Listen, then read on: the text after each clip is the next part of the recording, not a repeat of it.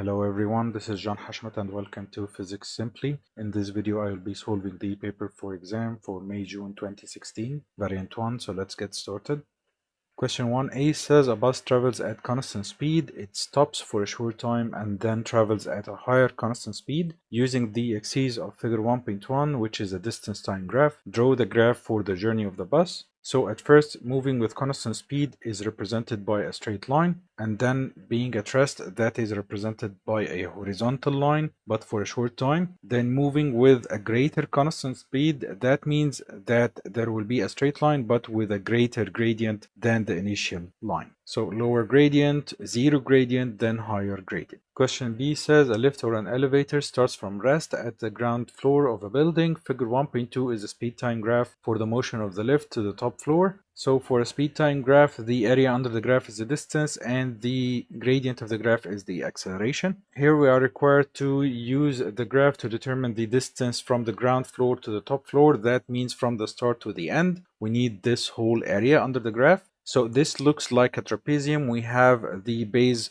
from here to here and another base from the start to the end, 25. This point is at 7.5 in the middle between 5 and 10, and this point is at 20. So if we subtract 20 minus 7.5, that gives us 12.5 for the first base, and the second base is 25, and the height is from the bottom to the top on the y-axis. We have here 3.3. Now we say that the distance is equal to the area under the graph, just in case we get the numbers wrong. And the bases were 12.5 and 25 divided by 2, and then we multiply by the height, which is 3.3. That gives an answer of 61.875, which we can approximate to 62 meters.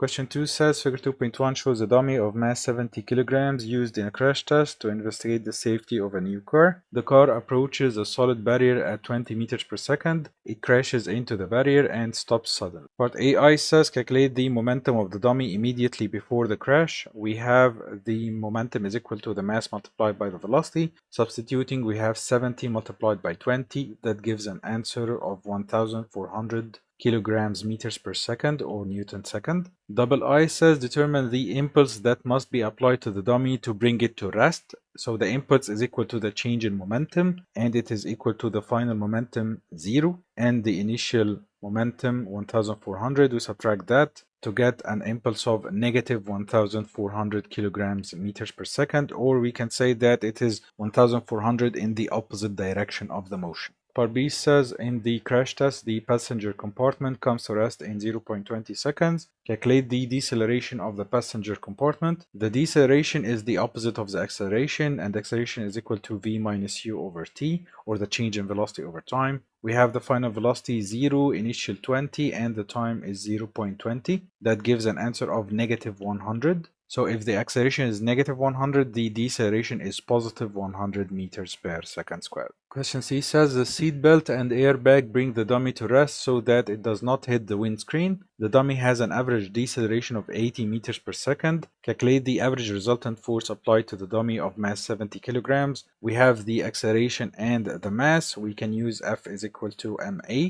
So 70 multiplied by 80, that gives an answer of 5,600 newtons in the opposite direction of the motion. Part D says the deceleration of the dummy is less than the deceleration of the passenger compartment. Explain why this is of benefit for the safety of the passenger. So if we have less deceleration, that means there is a less force on the passenger. So this causes less damage to the passenger.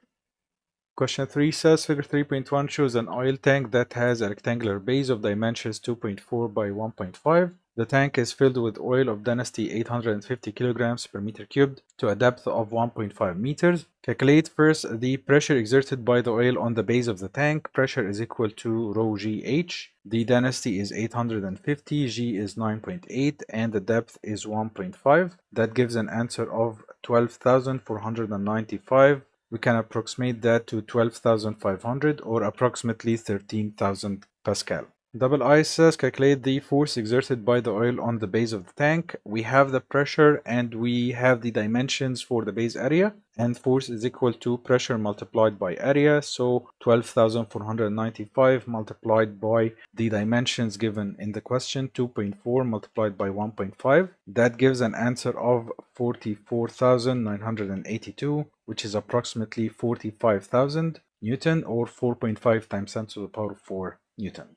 Part B says the force calculated in AII is the weight of the oil. Calculate the mass of the oil in the tank. Mass is equal to the weight divided by the gravity field strength. So we divide 44,982 divided by 9.8. That gives an answer of 4,590, or approximately 4,600 kilograms.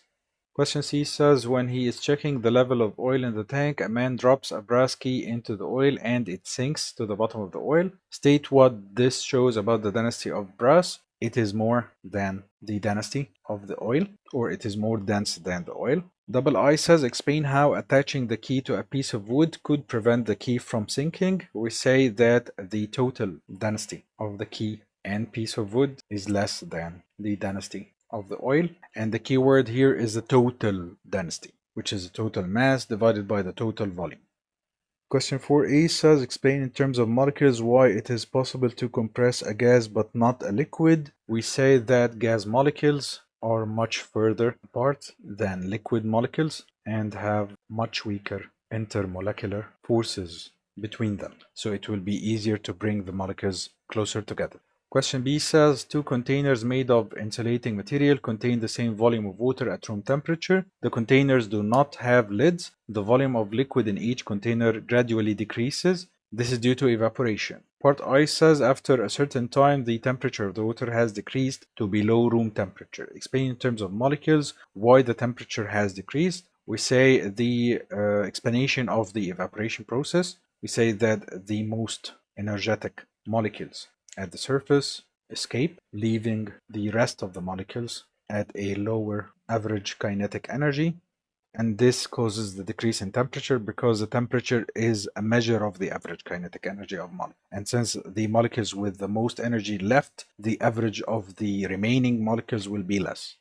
Double I says one of the containers is wide and shallow, the other container is narrow and deep. Predict which container has the greater rate of cooling. That would be the one with the greater rate of evaporation. So we say the wide container, since increasing the surface area increases the rate of evaporation. So as rate of evaporation increases, the rate of cooling also increases. Question 5a says state what happens to the molecules of a gas in a sealed container when the temperature of the gas is increased. We say that molecules gain kinetic energy, or we say that they move faster. B says a quantity of gas is contained in a sealed container of fixed volume and the temperature of the gas is increased. State in terms of molecules two reasons why the pressure of the gas is increasing. We say that the rate of collisions of molecules increases and that the momentum of collisions increases, because as speed increases, momentum increases, and the change in momentum also increases. So if change in momentum increases, force increases and the pressure also increases.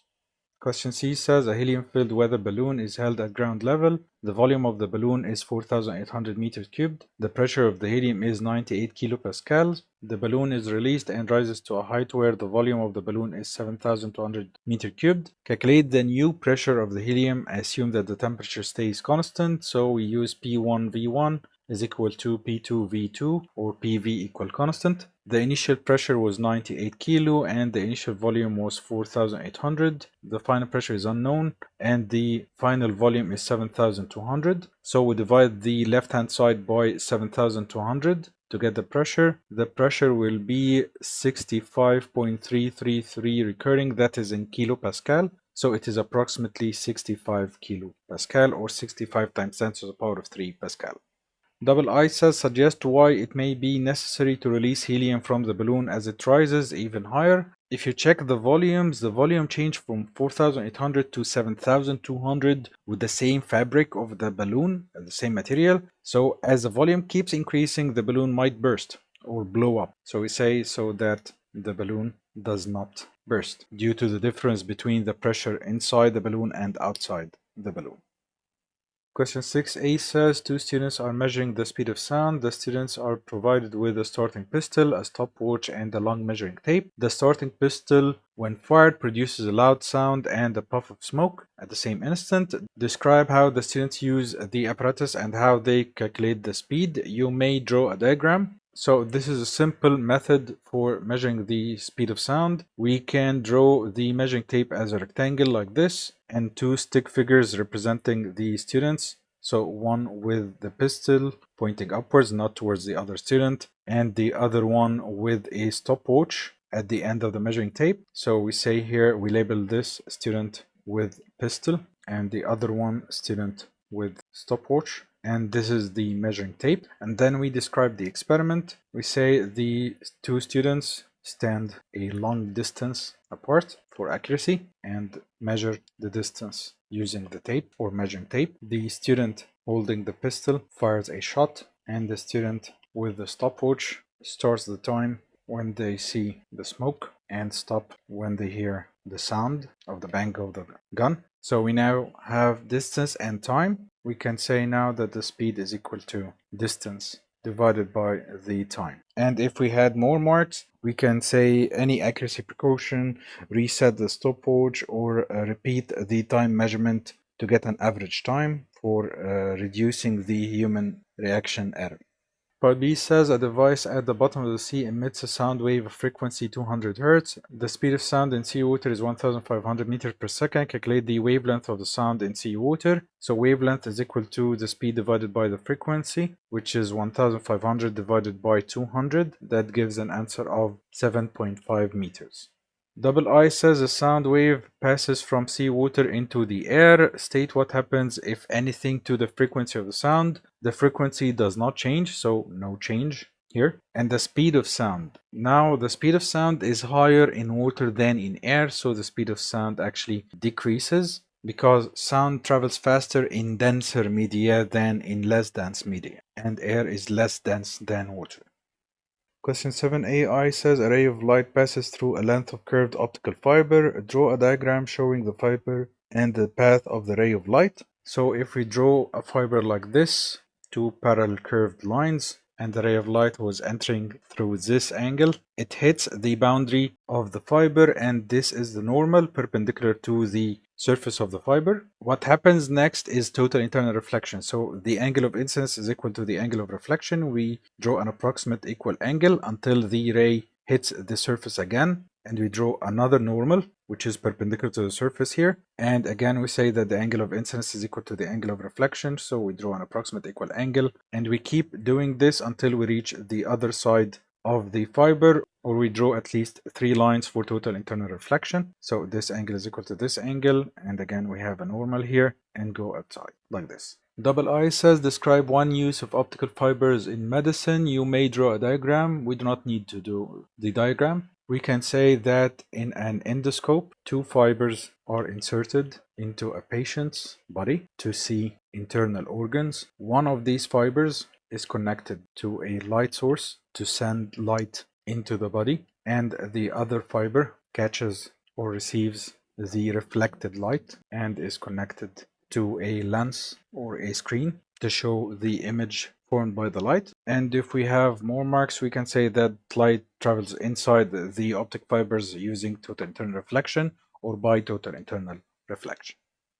Part B says draw a straight line from each wave on the left to the most appropriate speed on the right. So the speed of light in air is 3 times 10 to the power of 8. Microwaves are another form of electromagnetic radiation, so they travel at the same speed. And sound in steel is in terms of thousands, so it would be 6,000. So light in air is 3 times 10 to the power of 8. Microwaves is the same. And sound in steel is 6,000. So this is the answer. Question C says the refractive index of a block of glass is 1.5. Use your value for the speed of light from B to calculate the speed of light in the block. So refractive index is equal to the speed of light in air divided by the speed of light in the medium. 1.5 is equal to 3 times 10 to the power of 8 divided by an unknown speed. So we replace speed with 1.5 to get the speed. 3 times 10 to the power of 8 over 1.5, that gives an answer of 2.0 times 10 to the power of 8. And the unit here is meters per second. Question 8a says two straight vertical wires X and Y pass through holes in a horizontal cord. Figure 8.1 shows the cord viewed from above. There is a current in each wire in a downward direction into the page. Part I says the magnetic field at Y due to the current in X produces a force on Y. So X has a current in it which creates a circular magnetic field around it, and this magnetic field causes the current in Y to experience a force. So we have a wire with a current inside the magnetic field, but not due to a magnet, it is due to another wire with another current. Now place a tick in each blank column of the table to indicate the direction of this magnetic field and the direction of the force. So now the magnetic field due to the current in X, we can use the right hand grip rule to get the direction of the magnetic field, which is a circular magnetic field. So if the current is going into the page, the direction of the magnetic field is clockwise. So the direction of the field at Y would be going like this. Going in this direction, we have to say that at Y it will be pointing downwards. So choosing from the options here towards the top of the page, towards the bottom of the page. So the magnetic field is towards the bottom of the page. And now for the force, you could already know that if we have two wires with currents in the same direction, they attract each other. So the force on Y will be towards X and the force on X will be towards Y. Or we can use Fleming's left-hand rule to find the direction of the force. So if you point your fingers like this with the magnetic field pointing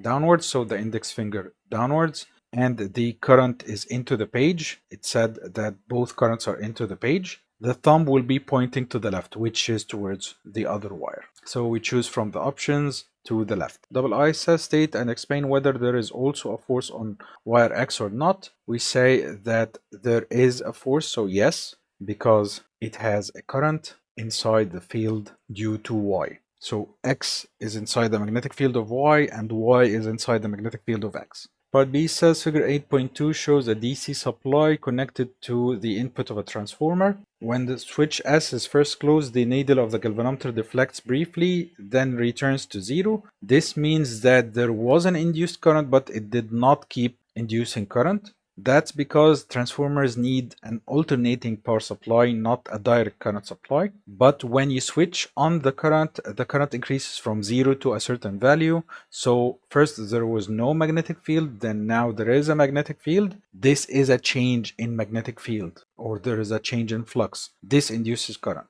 But as the power supply is direct, this means that the value of the current remains constant after that and the field stops changing. So there is no more induced current or no more change in flux. So explain why the brief deflection occurs. We say that the change in the current caused a change in magnetic field due to the current. This causes a change in flux in the secondary coil and induces voltage, but then the current became constant and there is no more change in flux nor induced voltage because direct current has a constant value and this causes a constant magnetic field. So no more cutting of the field in the secondary coil.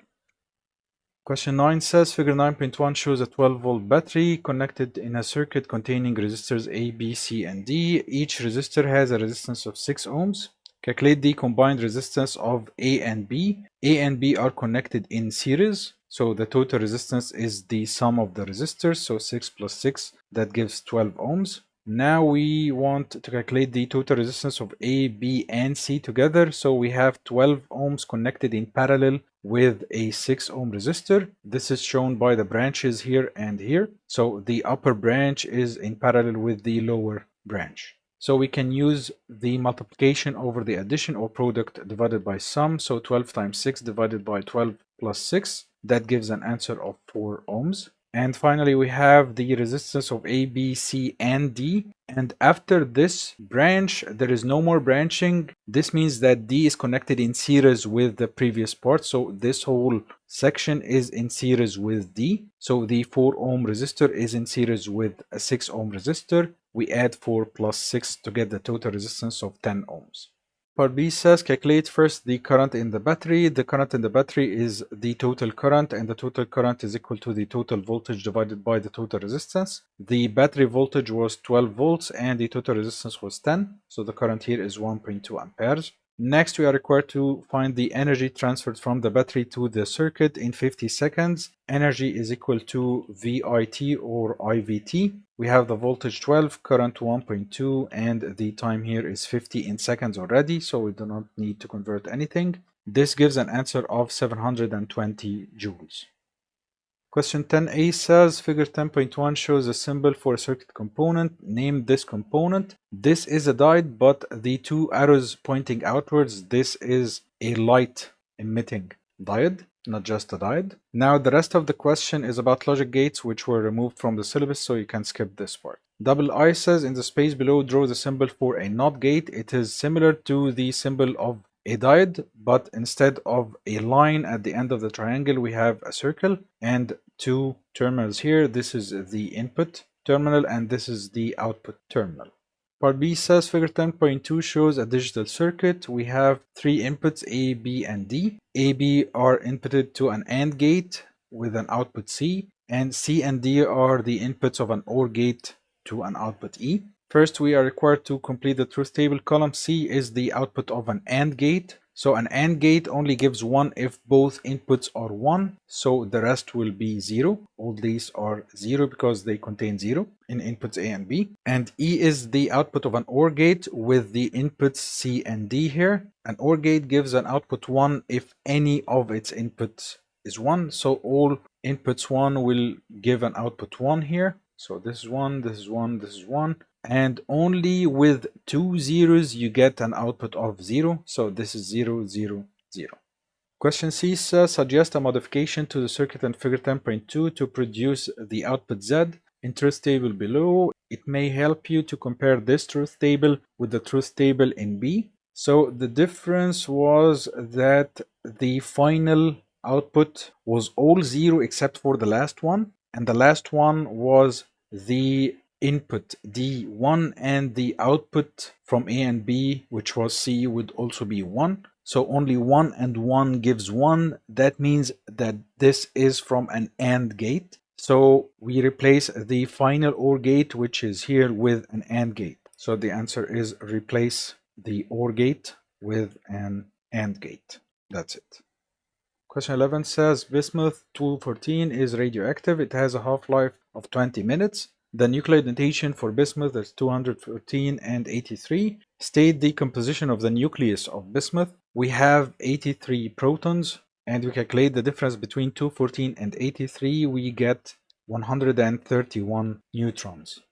Now, bismuth 214 decays by beta decay to an isotope of polonium. Complete the equation for the decay of bismuth. We should memorize the numbers for beta emission. Beta is 0 and -1. So the nucleon number of the nuclide does not change. It will be kept at 214. But the proton number increases by 1. So this is 84. So that 84 minus 1 gives us 83. Question C says the count rate from a sample of bismuth 214 is 360 counts per second. Predict the count rate from the sample after 60 minutes. And don't forget that we had the half-life at the start of the question. Now we have the half-life and the total time. We divide the total time by the half-life 20 minutes to get the number of half-lives passed. That gives 3 half-lives. That means we divide by 2 3 times. So the initial rate is 360, divide that by 2, you get 180. That's the first half-life. Second half-life, we divide by 2 again, that gives 90.